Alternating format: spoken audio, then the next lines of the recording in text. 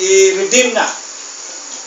Luwason na kita sa kumplito aron maging-uban kita kaniya sa way katapusan. So nag-aaway kita kanunay adlaw-adlaw sa atong flesh. O nag-aaway usab kita sa kalibutanon nga mga temptations, no? Ang kalibutan na atong kaaway, the world will hate us. Mao bitaw lahi kita sa kalibutan kay gipalhay kita sa iyang pulong. Holy Bible will make holy people.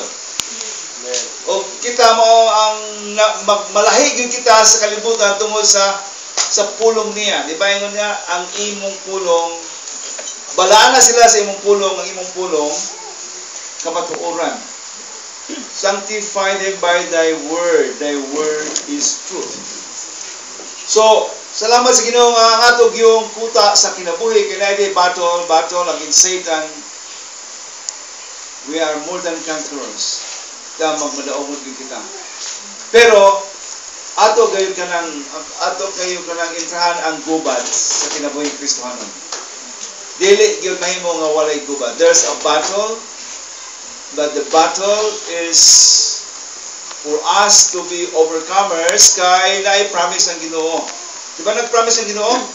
In the world you have tribulations, but be of good cheer. I have overcome the world.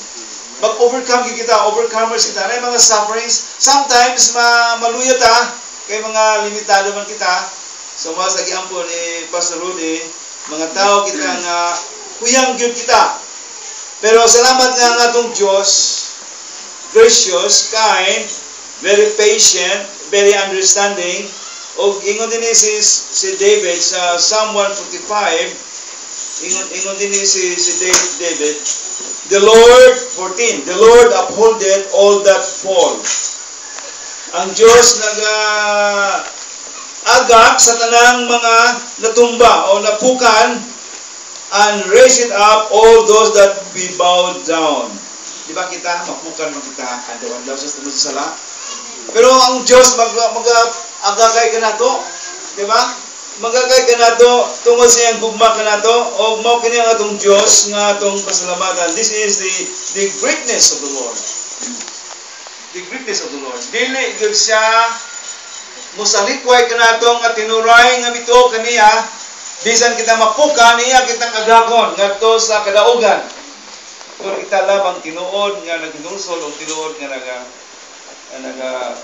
nagapadayon sa pagtuo kaniya.